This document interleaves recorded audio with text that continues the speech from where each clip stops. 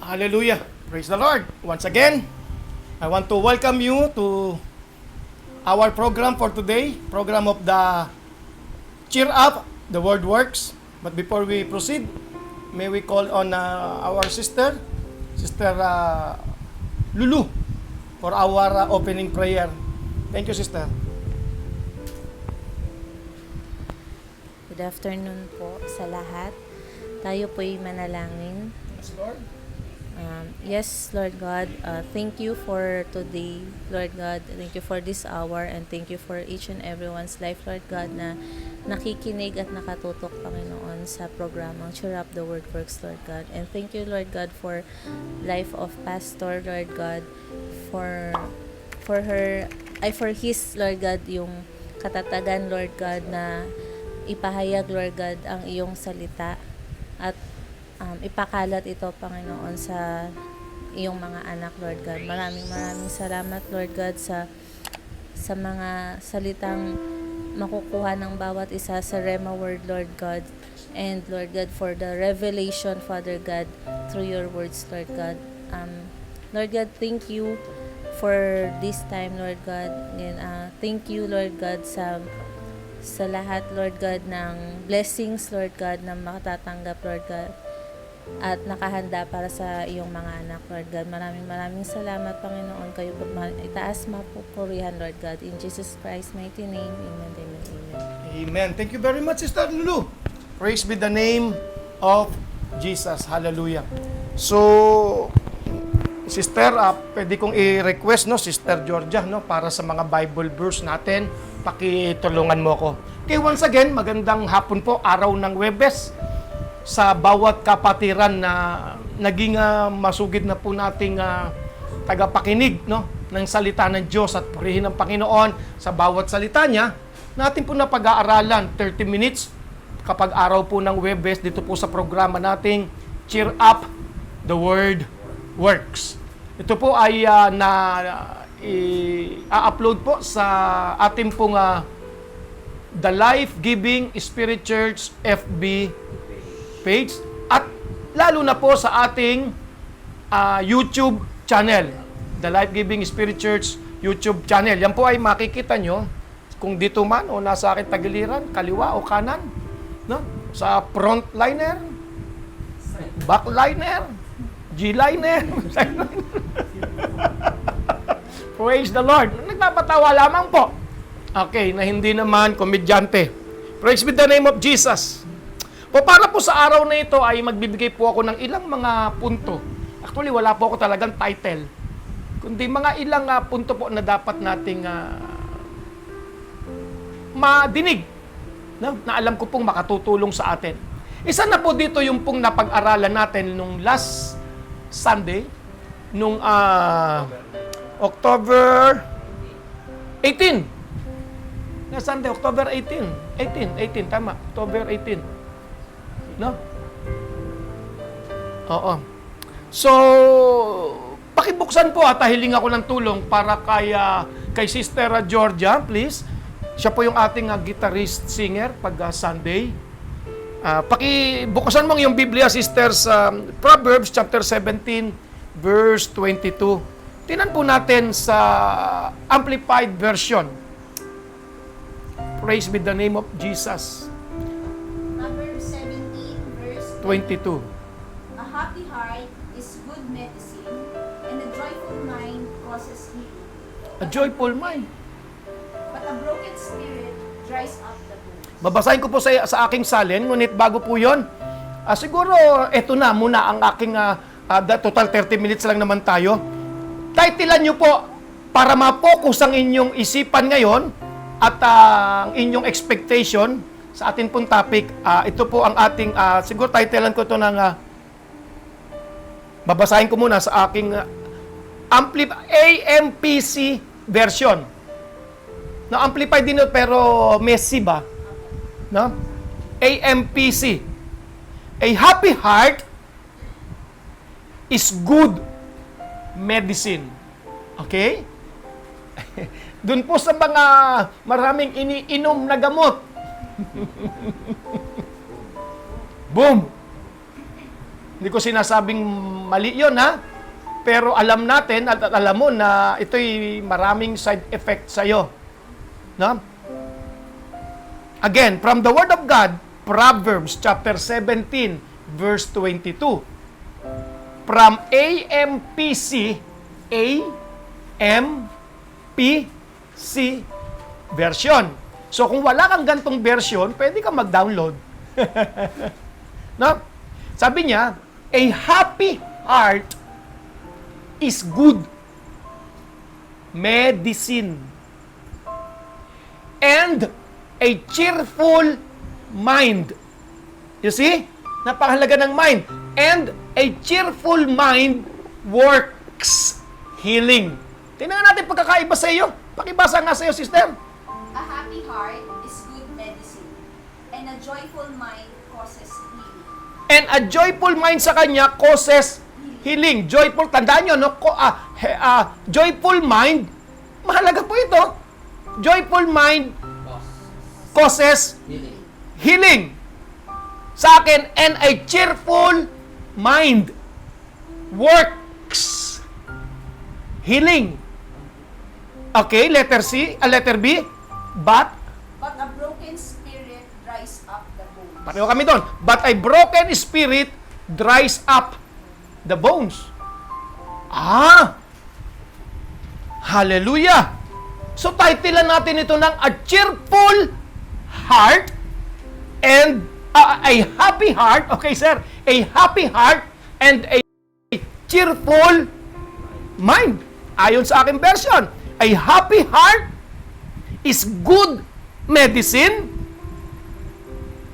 and a cheerful mind works or create or causes, nagbibigay ng resulta, nagiging dahilan ng kagalingan, healing. But a broken spirit dries up the bones. I want you to know, from this verse, I believe, nabanggit ko po ito last Sunday, a disease such as cancer, kinukuha nila cancer draws their life from depression.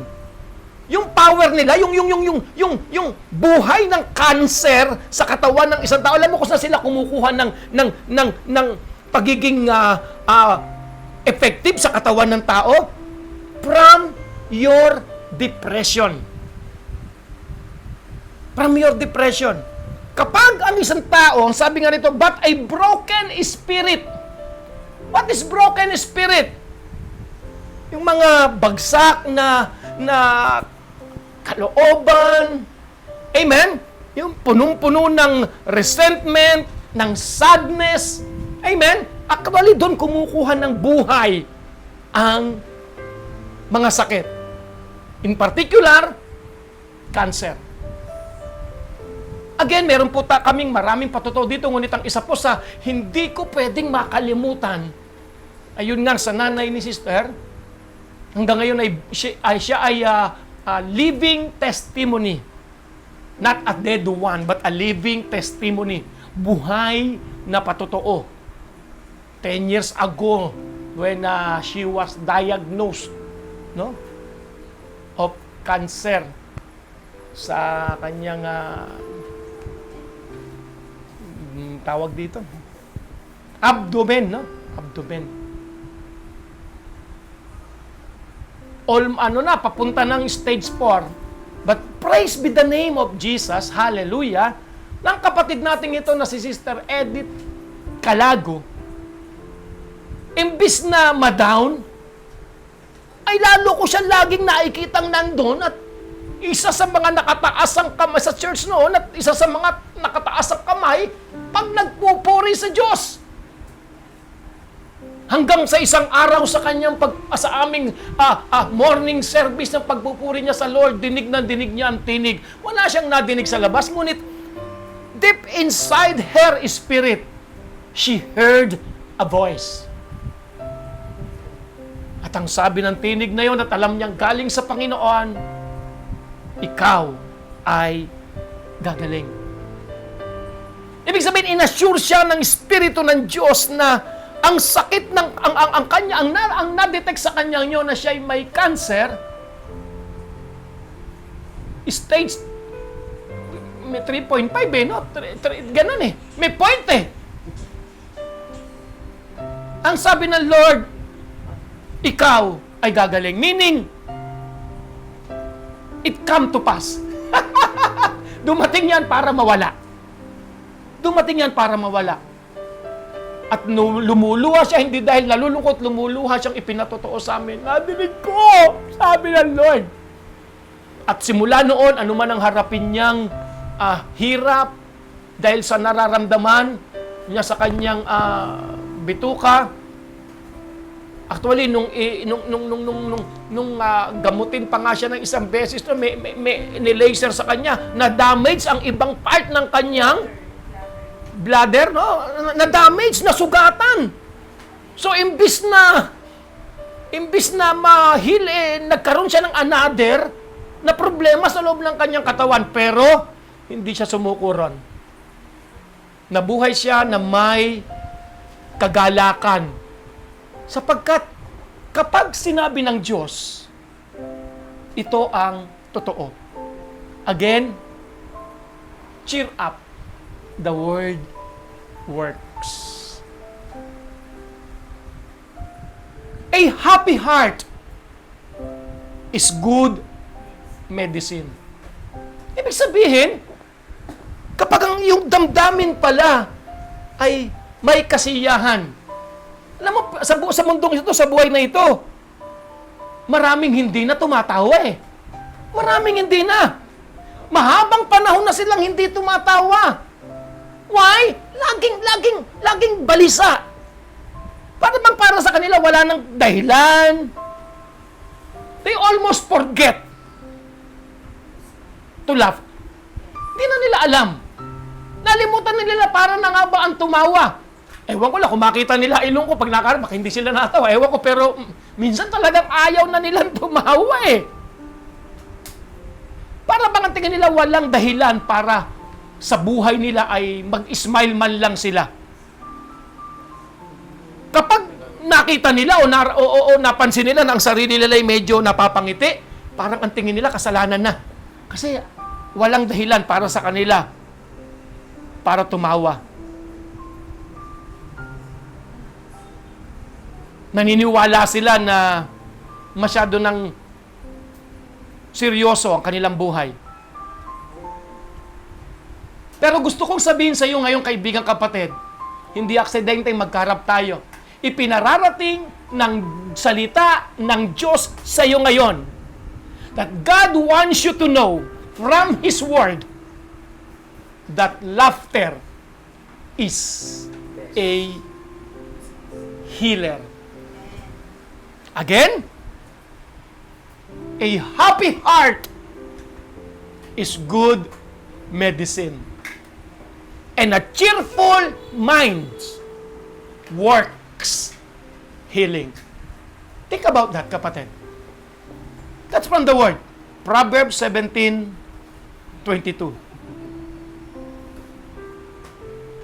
Ang pagpapakita mo ng your expression of joy is a good starting point for healing and restoration. Amen? Again, I will repeat. Your expression of joy is a good starting point for healing and restoration. Why? A happy heart is good medicine, and a cheerful mind works healing. Just like any other medicine, you need to take it sometimes every 4 hours, 24 hours a day, round the clock.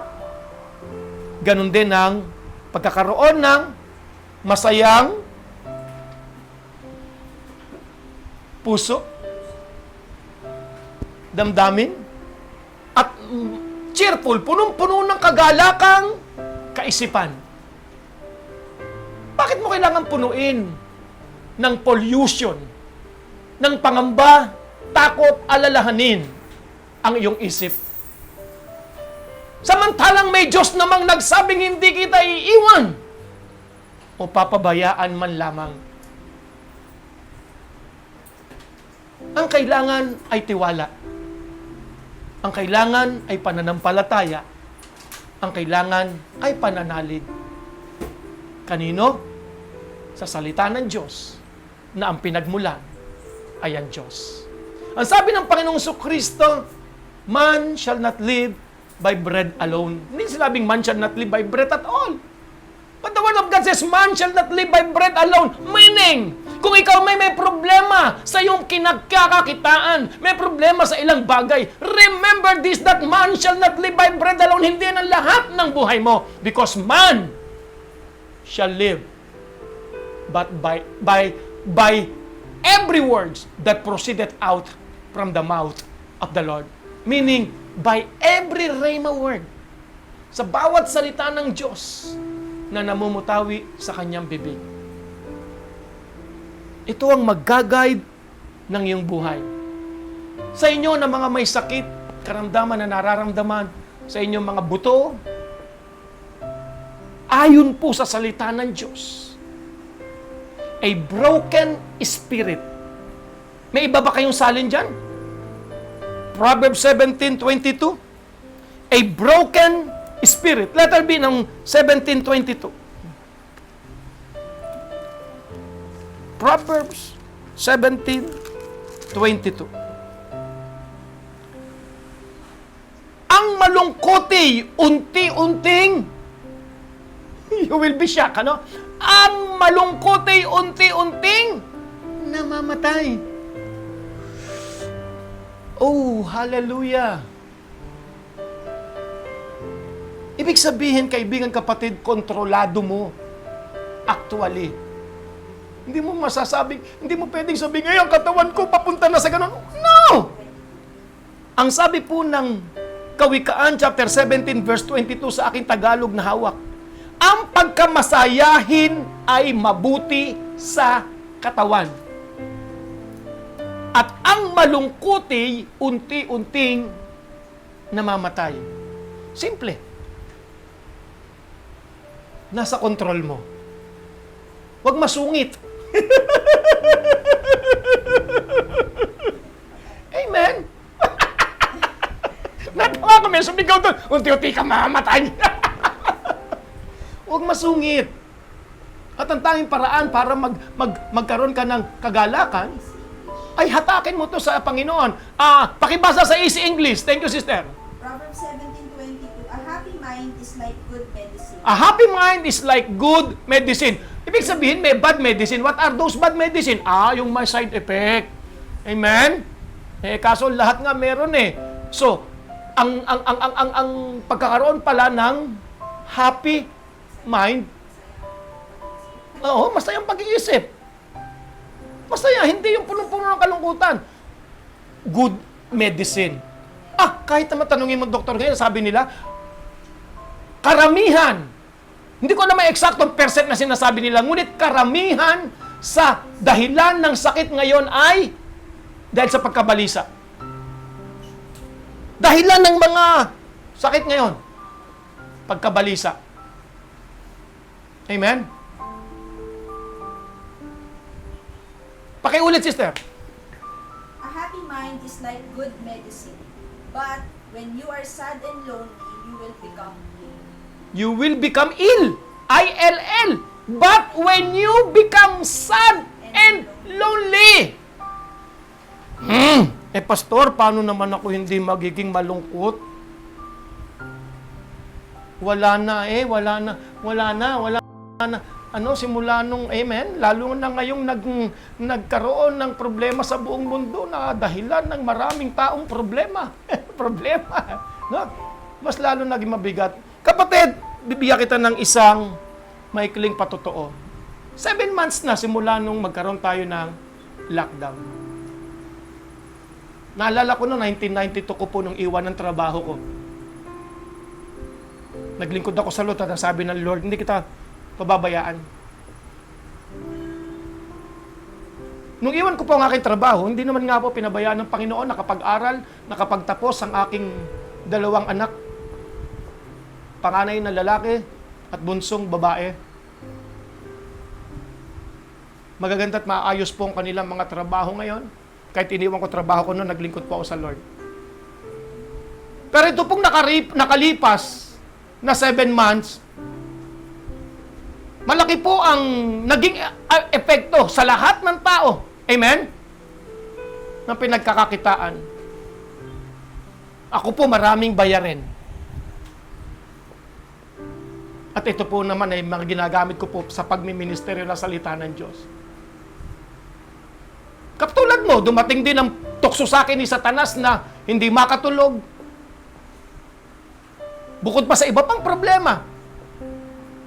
Pero pinili ko ang maging may kagalakan. Mas lalo ako nagsikay. Sinimulan namin ni Brother JR, Renato Lobrique Jr. Kaya hindi ito magiging senior eh.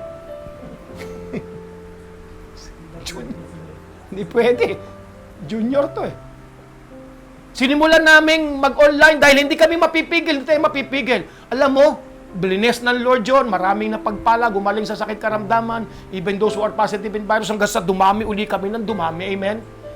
Hanggang sa nakakarating kami ng ibang lugar. Ngunit, ang aking pangailangan, magse 7 months na, hindi pa rin naabot lahat. Ngunit nanatili akong may kagalakan sa Lord. Patuloy na lumakas ang katawan. Isang araw. Walang dahilan para ako'y malungkot. Isang araw. Pero nung unang yun, nagtanong na yung taong yun, Pastor, ano ba ang maitutulong ko? Medyo, ano pa nga siya, bagay, Pastor. Masyado kang matatag, wala kang pangangailangan. Meron! Kaya lang hindi ko to sinasabi sa tao. Kailangan ko ito'y sabihin sa Panginoon. Meron ako napakalaking bayarin na hindi ko mabayad-bayaran pa.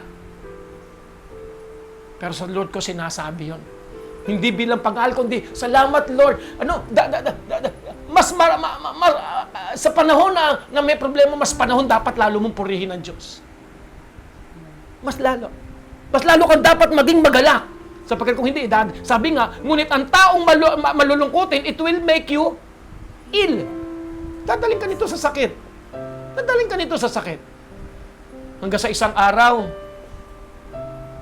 nakaraang Sunday, ayun na.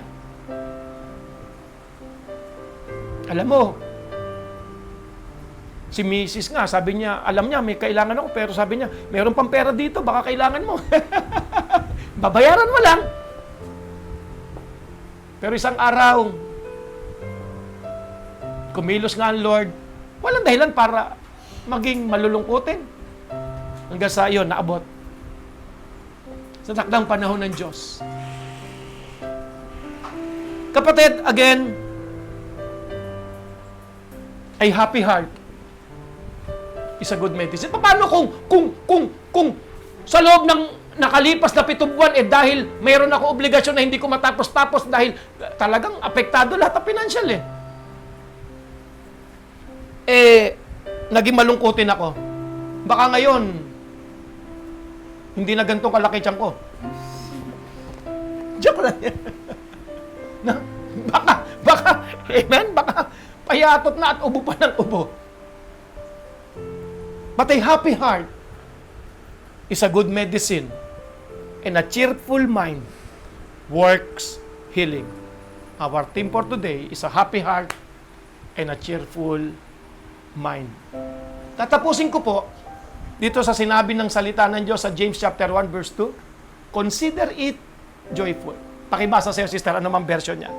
Then, we will accept our Lord Jesus. Pero babasahin ko sa inyo John chapter 1 muna noon. Pero, sister, James, Santiago sa Tagalog, James chapter 1, I think verse 2. Hallelujah. My Christian friends, remember to be happy. My Christian friends. My Christian friends. Pastor, hindi ako, pag sinabi mong Christian, religious, hindi. Sinabing Christian, those who accepted Jesus. Kung hindi mo pa tinatanggap si Jesus, if you are not yet given your life to Christ, don't worry. We will accept Jesus later. I will help you. But, listen to this. My Christian friends.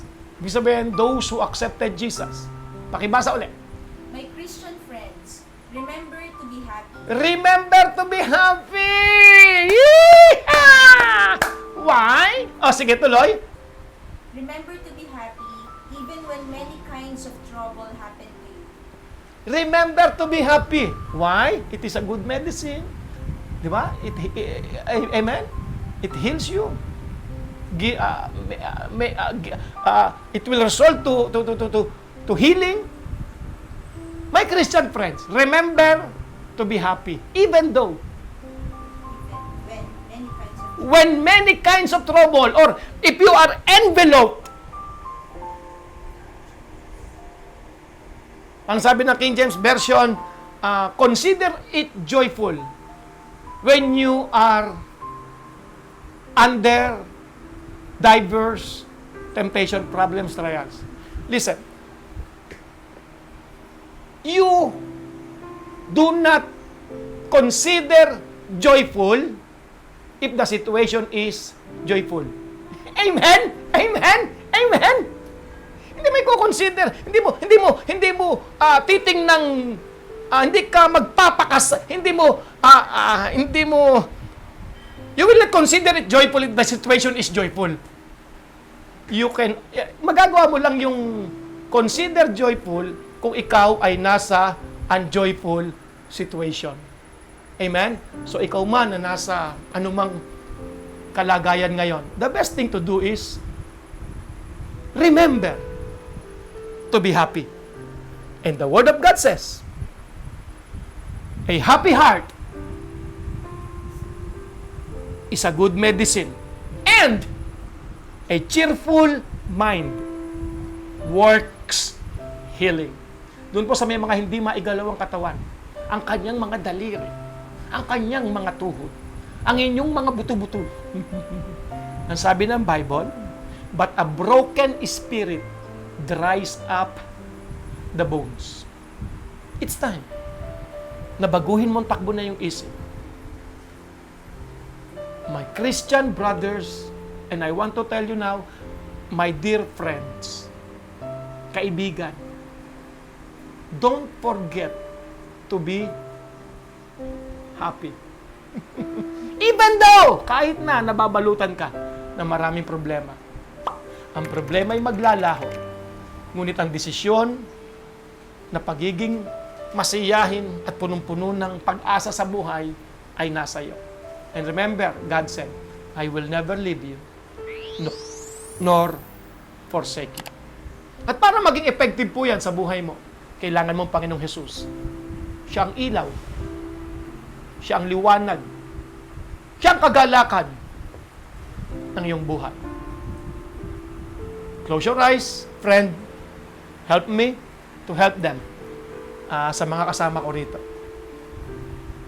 Say this prayer from your heart. Oh Lord God, Oh Lord God, thank you for this time. thank you for this time. I believe with all my heart I believe with all my heart in Jesus Christ, in Jesus Christ, Son of the living God. Son of the living God. I believe He died for me, I believe He died for me, and God raised Him from the dead. and God raised Him from the dead. I believe that Jesus is alive today. I believe that Jesus is alive today. I confess with my mouth I confess with my mouth that Jesus Christ that Jesus Christ is the Lord of my life. is the Lord of my life.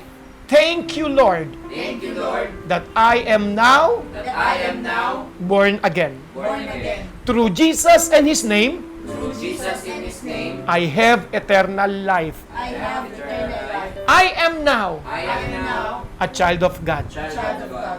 I now have I now have Christ Christ dwelling in me, dwelling in me, and greater is He and greater is He that is in me that is in me than He than He that is in the world. that is in the world. I now walk I now walk in the consciousness in the consciousness of my new life of my new life In Christ Christ Jesus. Jesus. Amen. Amen. I want you to confess this. Take this confession from your heart. Irrespective of the circumstances, Irrespective of circumstances, I am full of joy. I am full of joy 24 hours a day. 24 hours a day. For the joy of the Lord for The joy of the Lord is my strength. is my strength. I've been brought into a life of rest. I've been brought into a life of rest with joy With joy unspeakable unspeakable and full of glory. and full of glory. The Lord The Lord continually continually fills my mouth fills my mouth with laughter with laughter and joy and joy in the Holy Ghost. in the Holy Ghost. Glory to His name forever. Glory to His name forever. Amen. Amen. God bless you. See you again next Thursday. Palapan po natin Panginoon.